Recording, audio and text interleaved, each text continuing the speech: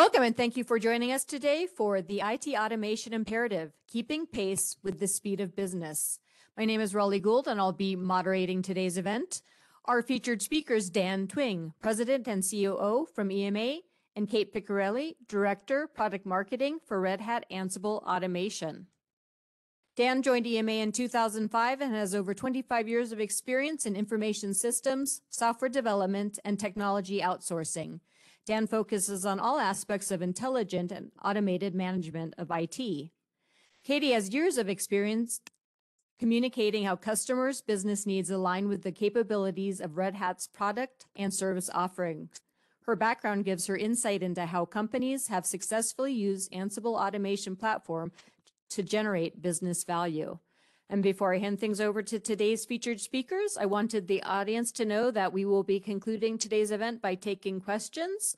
Also, today's event is being recorded and you will receive an on-demand playback from EMA, so look out for that email. And now I'd like to go ahead and turn things over to our first featured speaker, Dan Twing. Dan? Thank you, Raleigh. So here's a quick look at what Kaete and I are going to be talking about today. We're going to talk a little bit about the importance of automation, how the enterprise culture towards automation is shifting, benefits for employees to learn automation, and my part will end with the EMA automation maturity model. And then Kate's going to talk to us about her views on the role automation plays in retaining talent, upskilling staff, and really, how you can take this from a cost center to a value center, and some thoughts on tool selection. So with that, from my perspective, modern business really is thriving on automation. Now, at some level, all IT is a form of automation, but we've seen a lot of shifts in the maturity of certain parts of IT infrastructure.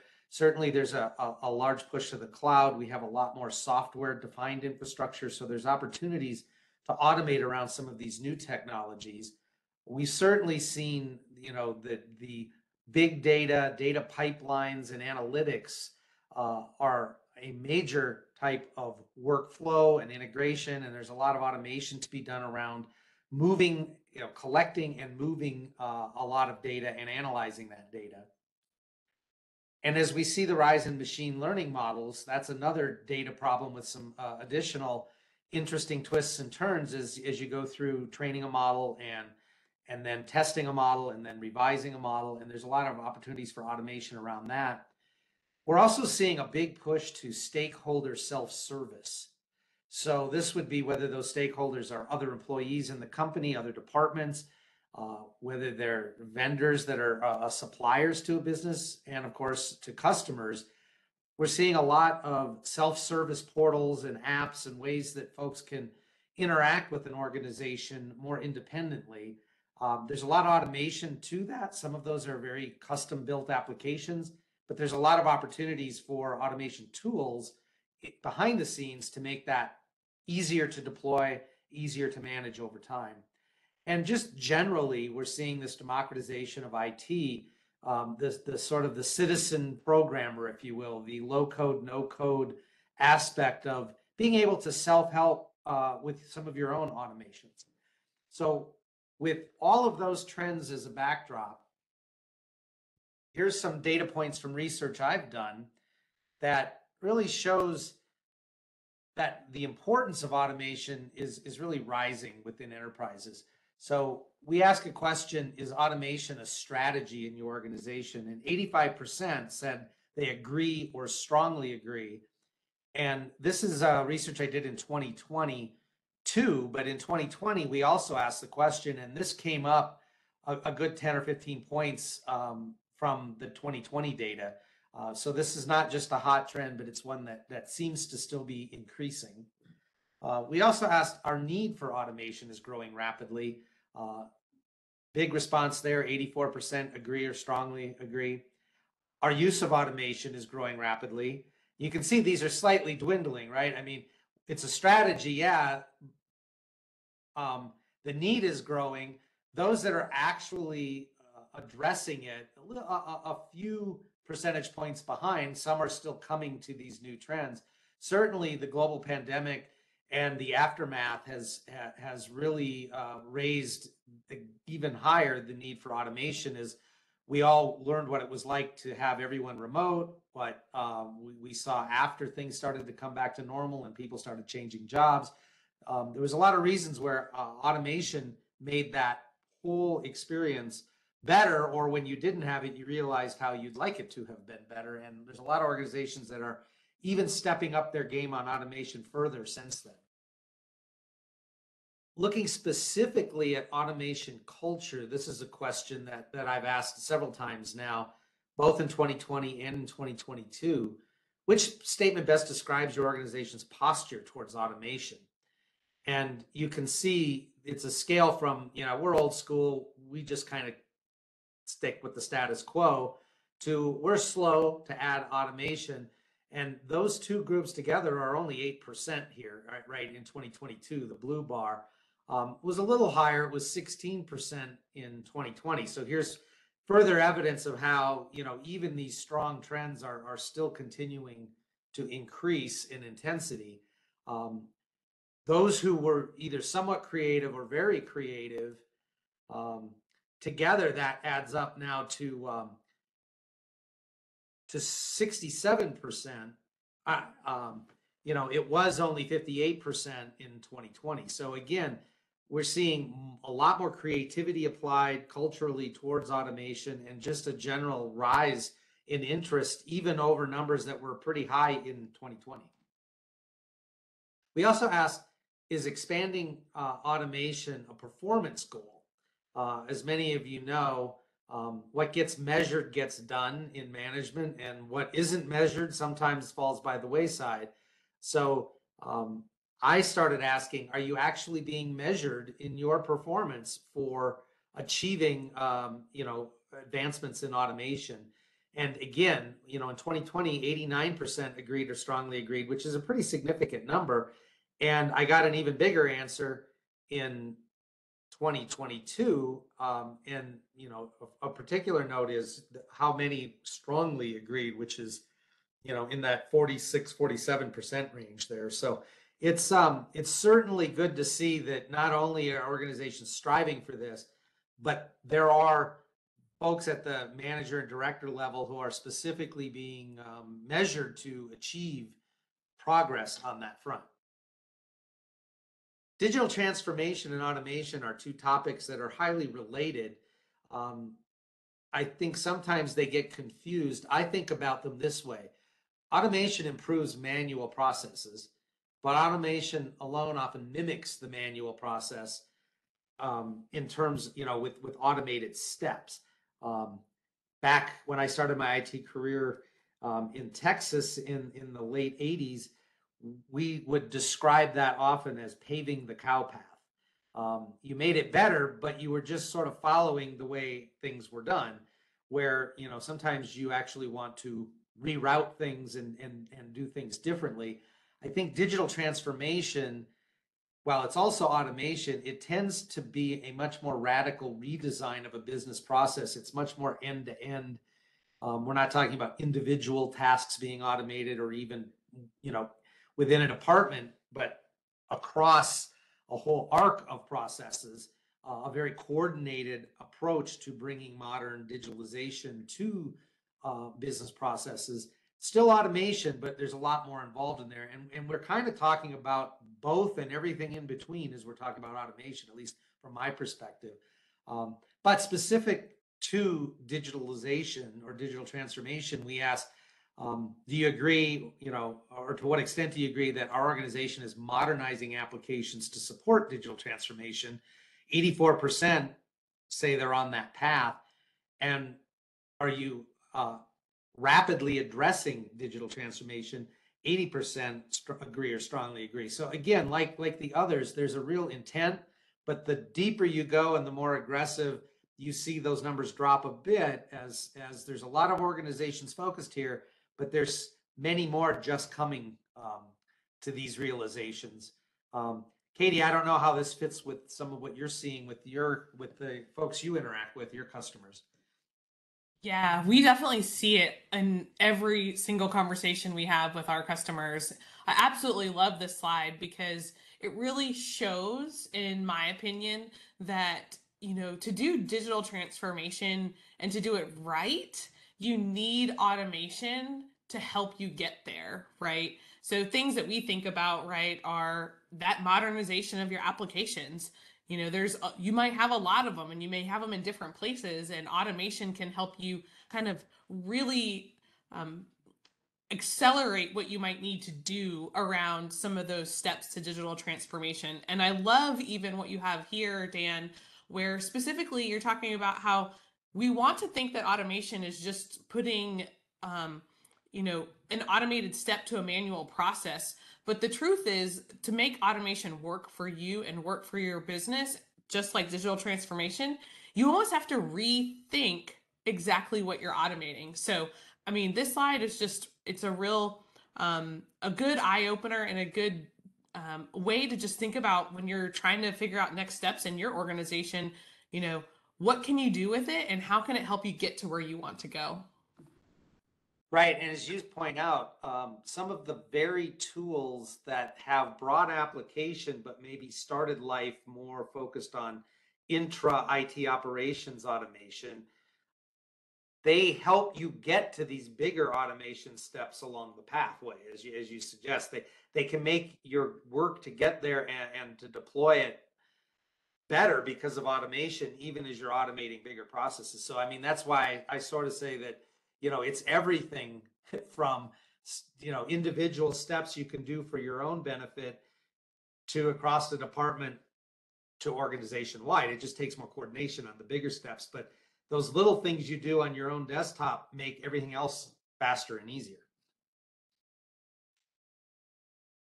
Looking at IT automation posture a little differently, this is data I collected in 2020. I'm about to do something with a new piece of research that will refresh some of this. But which statement best describes your organization's effort to evangelize automation across the IT organization? So here I'm looking specifically at IT automation, and then there's a similar question after this about broader business automation. But really looking at, how have you approached it? So it's another way to get at that sort of culture from we have no active effort to evangelize to individual teams are focused on automating their area, to management has encouraged it across the organization, to specific departmental goals, to we've actually assigned individuals to evangelize and help the organization move forward, to a full-blown automation center of excellence. And in 2020, I sort of lumped those data points into three big categories. About that 7% that said, we don't really have automation goals or evangelism goals. Those who are very positive towards automation, but maybe not, they haven't gone so far as to actually assign people to evangelize. That was about 77% in the middle there. Just 16% were what I would call an aggressive posture towards automation. I imagine when I update these numbers here at the end of the year, we should see similar shifts as in the data I've already presented, where these trends are probably continuing, but we'll probably see the red one go smaller and that light blue one go bigger. And as I'm sure this has advanced even more. It's a little bit more, but not much. So we only have 4% with no goals on the broader business. And I often see this as a problem that, the IT department oftentimes doesn't get automated as fast as the business gets automated, even though the very automations within IT can both support the business process automation and make everything else that has to happen go faster. But we do see a slightly more aggressive posture towards business process automation than within the IT department here, ever so slightly. And again, when I update these numbers, I think we'll see those trends go to even more to the aggressive side. Now, a lot of times employees might ask themselves, why do I care about automation? Doesn't that, going to eliminate my job or some of my coworkers? The reality is that employees benefit from automation in many ways. First of all, automation generally begins with the most mundane tasks. So The very things that humans find boring in their job can be eliminated. That right there is a big benefit to many roles. It also frees workers to do more higher value work, which is both better for the return on investment for the company, but also it makes the work more enjoyable. And employees that are assisted by automation often become more creative. So it doesn't just free you up for that more creative work, but it actually has the effect that with that extra time and with just a few examples of how to eliminate some of the mundane stuff, people start to think even bigger about what's possible. And automation skills really become more important as digitalization advances. So, I always, as a manager, try to think about what am I doing to help my employees build their resume, not because I want them to leave, but because I want them to grow in their positions. And employees really benefit from gaining skills around automation, whether that's the sort of low code, no code, apply yourself a little bit as a developer and you can improve things around you. These tools help you get there. But even some of the broader and bigger things that happen around digitalization are the very skills that you're going to want on your resume as you advance your career, whether that's with your current employer or somewhere else. So it benefits the company, but it also benefits you. And providing a path to gain autonomous or automation skills really is both upward mobility and job security.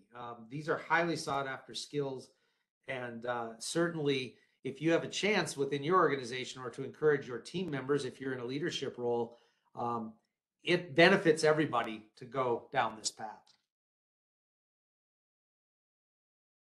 We took a look at a maturity model, and I'm sure you've seen, these in other spaces. So the top line here is a maturity model EMA has had for years around IT management maturity. About 3 or 4 years ago, we came up with the IT automation maturity and to kind of mirror the management maturity. So real quick, our management maturity was in a 4-stage maturity model where you have reactive, active, proactive, and dynamic progression. Now, most of us today are hopefully living way in that proactive space. 10 years ago, most companies were in the active category. So this is sort of thinking like, in reactive infrastructure management, you're just responding to alarms. When you go active, you have more monitoring in place and you're more on top of it. Proactive, you're actually managing to the service and you're using predictive analytics and you're a lot more on top of making sure SLAs are being met and things are running smoothly. Dynamic gets into more self-healing and autonomic type systems. And 10 years ago, the dynamic was sort of a dream. We're starting to knock on that door now with things with machine learning and whatnot. But in some ways, that's held back by automation. So when you try to pair automation to that, the reactive state is more that task automation. I'm going to use an RPA product or some form of automation to fix one little thing that I have to deal with, in my month-end close as a finance person, or weekly, patching and updating and building out new environments. If you're in IT, whatever that is, it's that one-off task automation is where we sort of paired that with that reactive mindset. The active mindset is much more using a broader sort of use case automation where it's multiple tasks. Maybe you're not ready to trust the automation fully, so there are stops where humans have to approve a suggested next step in the automation, but you're starting to use the automation more holistically. That proactive state is what we call integrated IT automation. It spans processes. It's much more prescriptive. And then as you get into the dynamic phase, we call that transformative automation, where business outcomes are driven by AI and analytics. And there's a lot more automation that's just taking full action without that human process step because we've learned to trust the automation. So this is sort of our view. And, it's quite possible that you may be very proactive in your management, but you might be back at task or use case automation. the automation maturity in many organizations has not yet caught up to that. In the 2010s, we were all very focused on service management. Now we're trying to catch up on the automation. So it's quite common that you might be a step behind in terms of your automation maturity. Katie, what do you see with your clients? Yeah, I mean this maturity model here is really aligns really closely to what we see with how our customers adopt automation, kind of over time, right? We a lot of customers, we say, and we encourage them, right, to start small, right? You've talked about a couple slides earlier about the value of automation and the benefit to the employee and the user and the teams, right? We talk with companies and we say start small and get some value out of it, and a lot of times that's task specific, right? It's kind of automating away some of the toil, the things that we don't like to do every day. And really then kind of we get into these use cases where teams of folks who might be in a network organization or maybe in a cloud organization or launching a new project, right? They look at automation at this kind of like, okay, to your point, we're active in this automation thought process and this strategy, and we're going to apply automation to these things that we're doing, right? And then really where our customers have really seen the, kind of the magic happen, for lack of a better way to say it, is once they've gone into these proactive scenarios. And we've begun to really think about how we also take kind of feature and functionality and apply that into the platform that we provide at Red Hat with the Ansible automation platform, and really allow for those proactive states to happen with your automation. And then, I mean, the real magic, perhaps a better way to say it there, is in that transformative automation stage. And what we've really heard from customers is, how can we take this information that we have and drive business outcomes using this intelligence that we have at our fingertips and the data that we're collecting around our automation, whether it's how well infrastructure is staying up, or how fast or how efficient our applications are working. What can we use from that data to drive those outcomes that are going to help us move faster into the future of this world of digital transformation? So this is a real live almost journey, for lack of a better way to say it, of not only maybe where you are in your automation journey, but what are the steps that you might need to take to kind of continue moving on to that journey to really see those transformative things happen within your organization. Right. And for us, when I came up with the concept of trying to mirror the automation with the management maturity model, a lot of organizations like I said, in like the 2010 to 2020 era, there was a lot of focus on service orientation and really tying SLA outcomes to processes and whatnot. And so we saw a real increase in the maturity around management. But in some ways, that's starting to hit. You can only be so proactive, and you can't really drive into the dynamic if you don't have the automation supporting you. And that's when we paired this together. And I think we're in a phase now where the interest in automation is really a result of, we got to catch the automation up so it's in parity to our management maturity, so that we can continue to mature all of it, right? So you're right. I think organizations, you have to drive to that transformative automation if you want to get to that business-driven dynamic management state. You really need the automation to help you do that. So that's the information I had to present. With that, I'll turn it over to Katie, and you can take these concepts and tell us how they fit with what you're doing at Red Hat. Yeah, thank you so much, Dan. Really appreciate that. So, we really want to take a look at a couple of different areas. And the first one we want to really look at is how IT automation can play a role in retaining and attracting talent. So this is something I'm super passionate about. And when we talk to our customers and our community members and our ecosystem of partners, we hear this quite a bit.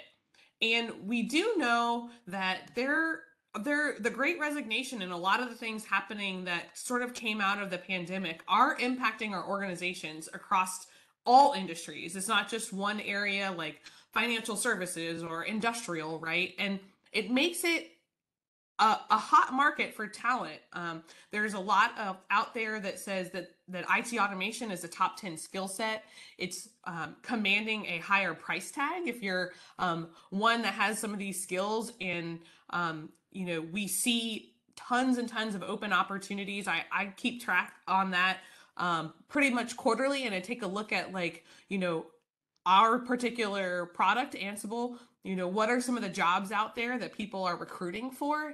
And it is amazing to see that it is a huge reason, that is a way to think about automation as a whole, not only a benefit to the organization, which we've talked about here, Dan, but also the benefit to the individual as a whole, knowing that you can retain the talent. So the more that you're really driving these strategies around automation, it will help you retain your talent. Additionally, there's 4 kind of ways that we look at some of this stuff, right? And one way is we know that turnover is a fact of life. Now, automation can actually help support what your organization may actually go through if somebody moves on, right? What we do is with automation, we're codifying our processes that allow you to be consistent about what you're delivering that maybe humans can't just be as consistent about. It's information sharing, it's information documentation, it's what's happening across your IT organization. If it is codified in a way that it's actually in a repeatable, scalable process, you're actually able to not only give the skills to the people who are working on your teams, but also it helps the organization realize that this information will stay in the organization with processes and how things are being done, right? We've talked about it already too. I'm going to kind of skip down. I'm going to go 1, 3. Sorry, I'm going to go around the box there. But automation leads to a more meaningful meaning and purpose, right? What we really, really want to see within our organizations is people who are driving automation. They're driving these business outcomes at scale, right? And they are really, really having that opportunity to show what they're made of and show that they're able to connect dots across different teams. Additionally, a community of practice lets everybody share their best ideas. So this is one thing that I'll probably talk about not only here, but in other places and other slides, is that we believe in the power of open source. And if you take that thought process around open source, where people come together and share their ideas and build on each other's work, this allows for those processes and the community of practice to grow. And this also provides a sense of belonging within an organization. Finally, we do know that the more that you integrate automation with all of your workflow tools, it really does turbocharge what you're doing every day. And this is critical to retaining top talent, because the more that they know about ecosystems within IT organizations, the more skills that they have that they're sharing for themselves, and they're really involved in the things that matter to the organization, which we know every day, all of us want to be impacting the things that matter to what we're trying to do here with our teams and our organizations. So how do we then upskill our teams to kind of keep that business resiliency that we want to see within our IT organizations? So we've got 3 ways that we really think about this. If you're able to join us at Ansible Fest back in October, I talked about these 3 key areas at Ansible Fest. And the first one is thinking like a software developer. So this is also, when you think about that digital transformation, you have to think about how you kind of change your mindset about what you're doing. We had an organization that presented at Ansible Fest a few years ago that talked about their specific journey on establishing a DevOps culture, and they did it in a network team, right? And, network teams seem to be maybe a little bit less ready to jump into thinking like a software developer, but holistically as a whole, they decided to really think about what they were doing, and they changed their processes to be very focused on a Git check-in, check-out process with what they're doing with network operations. And they had to upskill their teams. They had to give all of their network teams the skills that you would give a software developer: how to use Git, how to use repos, how to check behind folks who were doing different things. And the result was they saved thousands and thousands of work hours mitigating that network downtime, and they were able to reduce those production code defects. It was an incredible transformation that this team did that isn't maybe typically transformational, because it's very specific around what does a network team have to do today and tomorrow, because the network can't go down, right? So it was a mindset change that they had to have around thinking like a software developer, which means codifying what you do every day. Having that automation first cultural mindset, we've talked about this a little bit in the data points that Dan shared earlier, right? Do you have a strategy in your organization around automation? Is it something that you're measuring as a whole that is extremely important, right? Dan spoke about how, what gets measured gets done, right? And so when you have that automation first cultural mindset, you begin to think about how can you push the boundaries of what you're doing. We have a customer that presented as well at Ansible Fest last year and this year, and they had a new CIO come in, and that new CIO was all about establishing an automation first cultural mindset. And what this did, the results of this, was they built this thing called extreme automation, and they encouraged everybody to find any possible way they could to automate things that they had within their kind of patch, the areas that they covered, right? And the result was they were able to focus on that higher value work. The things that we all care about, that we want to go to work for every day, is really, really working on that higher value work that's impacting the things that our organizations are really trying to drive towards and serve their customers as a whole. This particular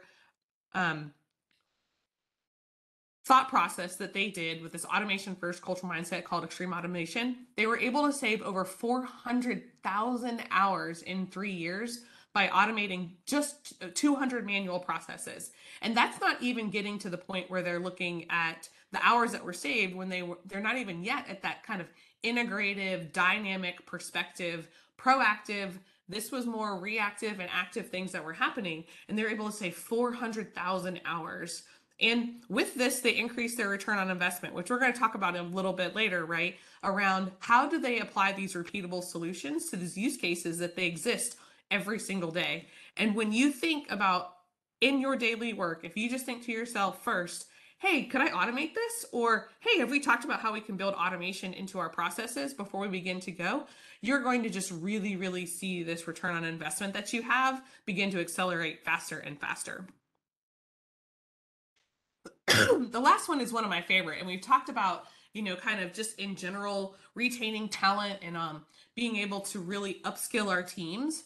The reality is you have to leverage and share individual skills and experiences. So how do we do this? We build that community of practice that we spoke about earlier. And we actually have an example of a customer who has done this and done it at scale. This particular customer has over 7,000 employees as a part of an internal community of practice. Now, that internal community of practice, it meets monthly, it has webinar series, it has they have folks come in and they'll do kind of like a training or kind of a train the trainer or workshops, right, in different key areas. And it's open to every single person who's willing to be a part of this community of practice. What that has done is that 7,000 people who are part of that community of practice have generated the possibility to be able to deploy over 10,000 Ansible playbooks, which were developed internally into that team, and they used their processes to be able to build this. And they have a place where you can go and check out what kind of playbooks are available to you based on the work that you're doing.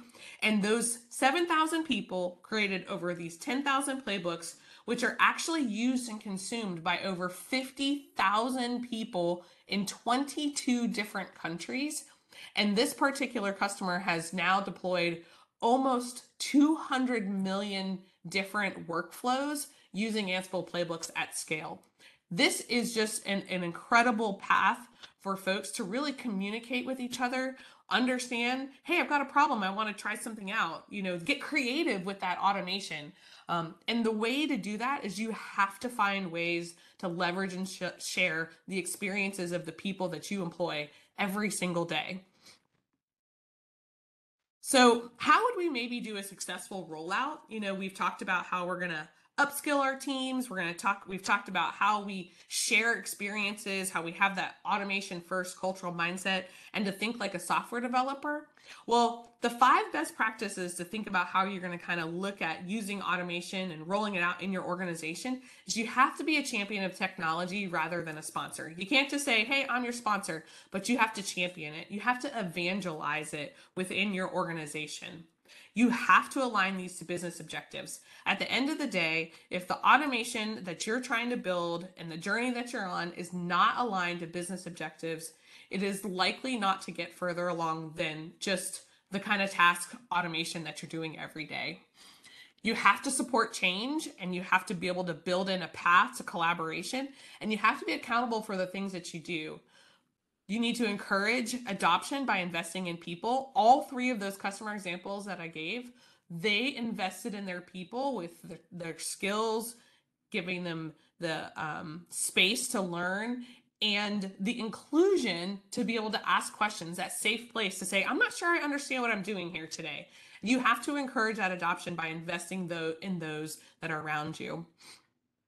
And finally, you have to transform by shifting to that automation first culture.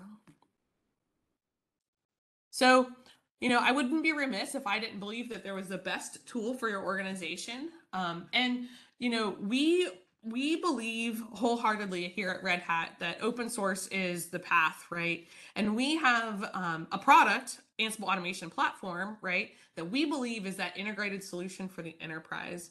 And I'm going to kind of cover super quickly the kind of key areas here that make it that integrated solution to help support you on your automation journey wherever you are. On the left, we're showing all of our content creation tools. And so those content creation tools is what makes it possible for you to build your automation and reuse it at scale. So we've got a path for you to write your automation with our VS Code editor. We build that environment for you with the product that we have. You can navigate around this content, and then there's pre-built content collections that help you get up and running faster. On the right, there's operational tools, and part of it is when you have a platform that you're running at scale, you have to be able to operate this in an efficient manner and be able to allow for different folks within your organization to engage with it, right? So our private automation hub allows you to take all of that content, all that automation content, those playbooks. We talked about the customer example earlier, 10,000 playbooks. It has to sit somewhere, right? And so our private automation hub is a place for you to hold your content that you may want to use from either Galaxy or all of our certified content collections, or the stuff that you write yourself. The automation controller is a place where you can deploy that automation, and there are things that allow you to do, say, role-based access control. Hey, this particular person can only automate these things, right? The automation mesh allows you to scale that on demand. So the automation controller is a place, and that's where you can run the automation. But then once you kind of get pushed further out away from that data center, that automation mesh allows you to scale it even further and faster.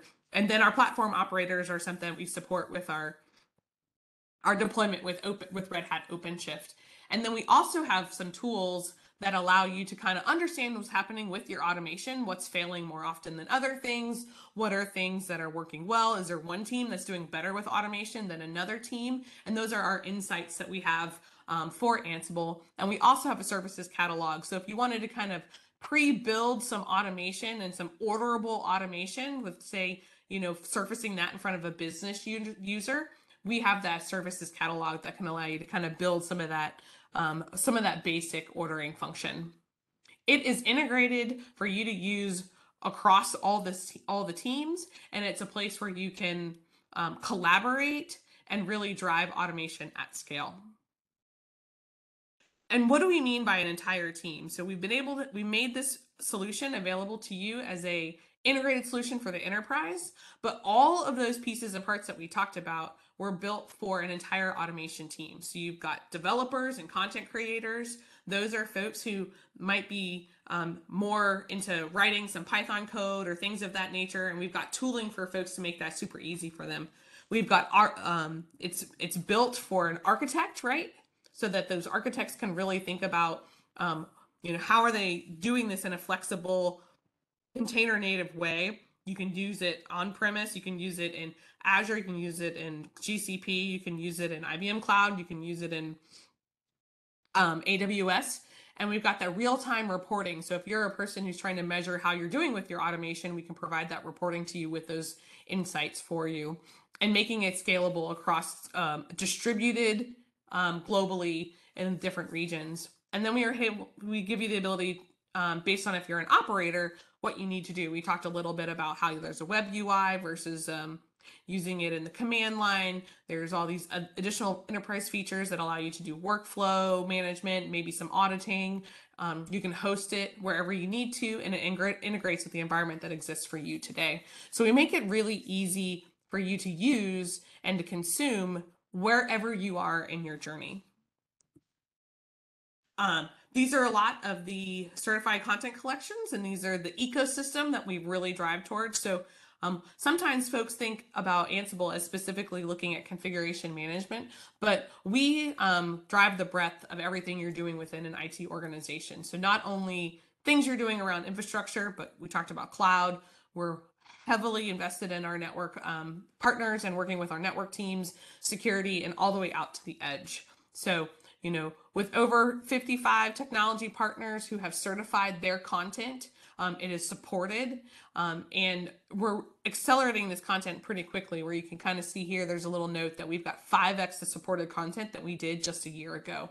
So the ecosystem is really jumping in and making sure that they have things available so that whatever you are needing to automate and integrate today, we have the ability to do that with you. Last but not least, we'll give a plug for our newest release that's coming out at the end of this month, Ansible Automation Platform 2.3.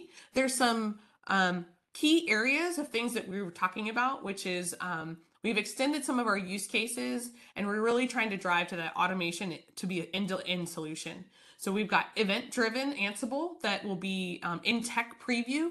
It is available for our community users to test out and check out and different things of that nature. But what it does is that there are events that occur, and oftentimes they're like a messaging event, and you can build rule books that allow you to respond to that event automatically. We're enhancing our secure supply chain of Ansible content. So you'll have the ability to kind of sign content, and in your process, you can say, has this content been signed? Should we use this? Allows you to have a little bit further specific compliance around what you can do with some secure content, and really just kind of building out additional areas. One thing our customers have asked us a lot about is opinionated content. How can we give you kind of like a framework to get started? And they'll be the beginning of the differentiated automation experience will be available in 2.3, and specifically for starting out with some of our edge related content. So check out, we do have a webinar coming up on December the 7th. So check that out if you're interested in hearing more about the Ansible Automation Platform 2.3. If you want to learn more, there's a couple of links here. Check out a trial. That's a great way to get started. And I think that we might be ready for some questions, Raleigh. Is that the case? That is correct, Katie. Thank you, Dan and Katie, for that great information. Let's go ahead and jump into the questions. Dan, I'm going to start with you. If I support automating aspects of my job or automating the jobs of my team, aren't we working ourselves out of a job? Well, when I started at a big IT outsourcing company, they always had the saying that you can't get promoted if you don't have a replacement, right? If you're not training your replacement, you're not going anywhere. Well, automation very well may be that in some cases, but it's because it makes you available then to do even greater and more important things. And if that's not even within the organization that you're at, it may be that you're building your resume for somewhere else. But the likeliest case is if you're key to automating something that has a major impact on the organization, you're going to have opportunities within your current organization that are even greater. And it really does benefit you to both erase that mundane tasks out of your daily routine. Free yourself up to do more creative things and advance both the organization's interests and your own personal interests at the same time. And so no, I don't find that it is the case that it works you out of your job. It just works you into a more interesting job. Good to know, Dan. Katie, let's jump over to you. You had mentioned Project Wisdom Initiative. Where can people learn more about that? Yeah, so the Project Wisdom Initiative, you can learn more at redhat.com/wisdom, and you can sign up to get involved. And it is our launch of our project around the AI that we talked about during the maturity model. And so we're really, really excited about this wisdom this project that we have that we've called Wisdom. And it's really focused on taking natural language processing and producing a more efficient way to potentially write playbooks or automation, as we call it. And there's a couple of more features that are coming with that, but check that out at redhat.com/wisdom. Great. Thank you, Katie. Dan, let's take one more question from you. It is, how can I contribute to evangelizing automation if my company isn't yet organized around an aggressive automation posture? Yeah, there's the top down and there's the bottom up of things, right? So it's certainly easier if you have an organization who has stated that, hey, we want to automate, we want to drive here and there. Although sometimes they state it, but they don't really give you the tools anyway to sort of help you get there. And even if they haven't, it becomes, almost an individual evangelism, if you will. I was talking to Katie earlier about a client that I interviewed from another automation company in another class of software. Even it's another kind of automation software. But this individual came to his job every day and said, I try to talk to as many business people as I can, business owners, about the processes, and how what we do impacts what their daily jobs. But I always ask them, if I could give you one button to automate anything, what would that be? And oftentimes he could use the tools at his disposal to actually make their well, gee, if I had a button, a magic button to do X, Y, or Z, it would do this. Oftentimes he could make that happen for them. And it's that, nobody told him to do that. I mean, he certainly led a team of automation staff around a piece of software that was, used in the business, but they weren't as aggressive about evangelizing it. He took it upon himself. And that it's, even when you have the air cover of strong leadership pushing you there, or if you don't, at the end of the day, it still comes down to individuals buying into the concept, using their creativity to make progress happen. If you're the one doing the job, or you're leading the team doing the task, you certainly know better than some folks, in other parts of the organization, what could benefit you in that task. So start there. And as you get a reputation for that, it will spread out even further. And eventually, even if leadership hasn't taken up the charge, you start to make progress, you'll be surprised. They'll come along and you might find out you're indirectly leading things. It's just a positive attitude and good energy around it. Good things will happen. And the scale gets bigger as leadership buys in, but there's a lot you can do if you just look around your own job on a daily basis and see what might be improved with automation. Excellent. Thank you, Dan. Katie, let's wrap up with you. What are some thoughts on the best way to make a case for automation in my org? We struggle to get buy-in and understanding from our finance and procurement teams on the need for automation solutions. Yeah, I love this question. There is a lot that you can do.